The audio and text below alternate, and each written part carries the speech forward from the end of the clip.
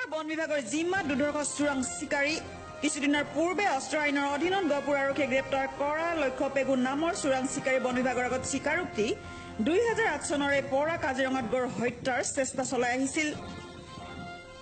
ইতিপূৰ্বে একাধিকবাৰ অস্ত্ৰ আইনত গ্ৰেপ্তাৰ হোৱা 2017 চনৰ 9 নৱেম্বৰত লক্ষ্য পেগু কাজিৰঙাৰ কহৰা বনাঞ্চলৰ বকপাৰা বন শিবিৰ এলেকাত সংঘটিত গড় হত্যাত জড়িত থকাৰ লগতে চলিত বৰ্ষৰ মাৰ্চ মাহত মাজুলীৰ গোহাঁই চাপৰিৰ গড় হত্যাতো জড়িত আছিল।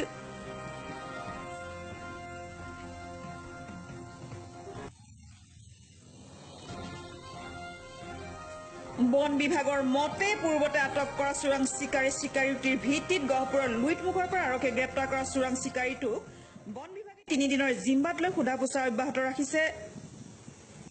উল্লেখ্য কাজিৰঙাৰ কেইবাটাও গড় হত্যাত জড়িত থকাৰ সন্দেহত বন বিভাগে লক্ষ্য পেগুক পূৰ্বৰে পৰাই বিচাৰি ফুৰিছিল। আমাৰ ইয়াতে বকপাৰ যিটো ইনচিডেণ্ট হৈছিলে 17 নৱেম্বৰ মাহত সেই সংক্ৰান্তত যিজন আমি ধৰিছিলোঁ ইয়াতে তাৰপিছত তেওঁৰ নামটো তেতিয়া আছিলে আৰু সেই সংক্ৰান্তত আমি তেনেকৈ ইনভেষ্টিগেশ্যন কৰি আছিলোঁ। কৰি থকাৰ পিছত ইয়াত আপোনাৰ নৰ্দাৰ্ণ ছাইডত হেৰি ধৰা হৈছিলে। ধৰা অহাৰ পিছত ইয়াত এইখিনি অনা হ'ল। অনাৰ পিছত আমি ইয়াতে আকৌ ইয়াৰ পৰা আনিছোঁ। নামটো কি? ইয়াৰ নাম লক্ষ্য পেগু। স্বীকাৰ কৰিছে সেই স্বীকাৰ কৰিছে। সি এনে মানে আগে পিছত বহুত ইনভলভ আছে, কেইবাটাও কেছত সি ইনভলভ আছে। এতিয়া আমি আমাৰ এইটো কেছত আমি তাক লৈ আহিছোঁ আৰু আমি এতিয়া ৰিমাণ্ডত আনিছোঁ। আমি তাৰপিছত আমি তাক আকৌ হেৰি কৰিম কোৰ্টত। কিমান দিনৰ কাৰণে ৰিমাণ্ডত আনিছে? সেইটো আমি 3 দিন পাইছোঁ ৰিমাণ্ড। আজি লাষ্ট ডে হয় কালি। আৰু কেইটামান গড় হত্যাত জড়িত থকা বুলি কৈছে? সি 2টা কেছত থকা বুলি কৈছে এতিয়ালৈকে।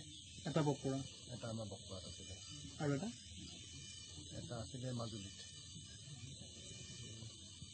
নৱেম্বৰ 2017 তাৰিখে কাজিৰঙাৰ ৰাষ্ট্ৰীয় উদ্যানৰ বকপাৰা শিবিৰত গড় এটা হত্যা হৈছিলে। চোৰাং চিকাৰীয়ে গড়টো হত্যা কৰি খৰ্গ কাটি লৈ গৈছিল আৰু সেই সংক্ৰান্তত আমাৰ কাজিৰঙা ৰাষ্ট্ৰীয় উদ্যানৰ কাজিৰঙা বনাঞ্চলৰ আঞ্চলিক বন বিষয়া মহোদয়ে মোক ইনভেষ্টিগেশ্যন অফিচাৰ হিচাপে নিয়োগ কৰিছিলে আৰু সেই সংক্ৰান্তত আমি এজন বৰজী মিচিং গাঁৱৰ সুনীল গাৰ্ডন নামৰ মানুহ এজন আমি এৰেষ্ট কৰিছিলোঁ আৰু তেওঁ কনফেছ কৰিছিল যে তেওঁ এই কেছটোত জড়িত হৈ আছিলে আৰু তেওঁৰ লগত আৰু কেইজনমান মানুহৰ নাম গাইছিল আৰু সেই হিচাপত আমি গৈ চাহাব মেধি নামৰ মানুহ এজন আমি এৰেষ্ট কৰিছিলোঁ আৰু দুমাহমান আগত।